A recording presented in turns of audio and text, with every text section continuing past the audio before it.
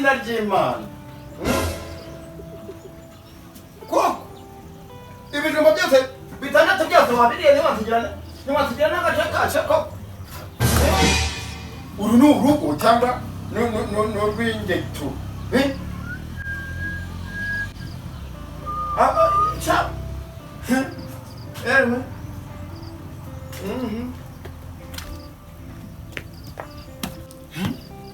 haburi n'akajumba kamwe wansigira mu bijumba bitandatu uru ni urugo n'igiki koko imba narabyaye nimba naraturaze ntabwo mbizi kuko sindabimenya koko kuko ubize nka ziri kwabira zari ahubwo se ubwo rero uvuga ngo ibijumba bitandatu byari biri mu nzu deba ku buryo byari bitoye icyari kirimo kinini narwo cyapimaga n'inusu cyangwa kigapima irobo uriye bitatu kansigira ibindi bitatu ntibyari bitandatu hari undi muntu tubana amaha ku buryo afata ibijumba bitandatu byose akabiri ubu ari njyewe nabiri wabirya kuba uri ibiro bibiri by'ubugari se ukabimara abantu mujinya gusa ahubwo izi nka zariye cyangwa ntizariye ahubwo inzarira reka nkubwire wa kicucu ubona kigenda kibebeta gusa kuno muheto ahubwo cyafata ibijumba bitandatu gitamye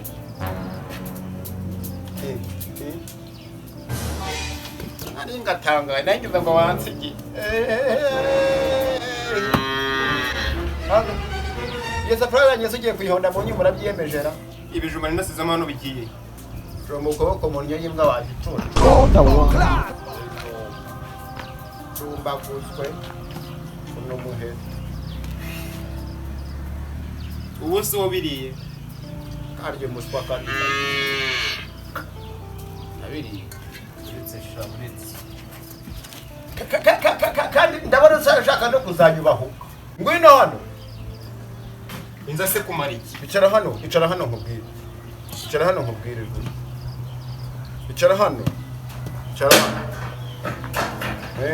mende isafuriya kandi wariye ibijumba bitandatu byari biri icara hano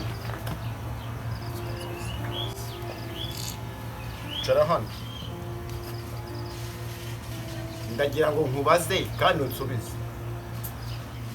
kuva ryari nsigaye nambarana nawe inkweto izi nkweto kutazamba ugiye kwahirira inka zanjye wari uzivanamo seyi ndakubwiye ngo vanamo uzi ko wari uvuye kagura umurubura kagabana kugira ndakubwiye ngo vanamo kandi uyu mwana nyuma ndakubwiye ngo vanamo vuba vanamo kurifata wowe ukambara inkweto zanjye utagiye kwahirira inka zanjye vanamo ntuzongere kunarimo niyo ndi bwahirire noneho nimba ari kahirirwa bisura kahirirwa amacumu kandi mpagurukira impande y'umuryango ujya gushaka ahandi ujya kwicara noneho niba utazahirira ndajya kuziyahirira ariko uzagaruka mu nzu yanjye wumvise ushaka ahandi hantu uzitajyamo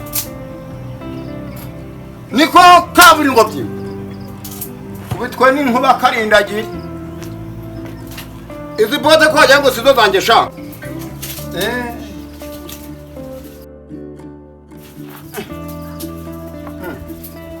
kitaye telefone ese sha ego ese mwa nahamagara gute sha irukanka tuzayibona umbajije yewe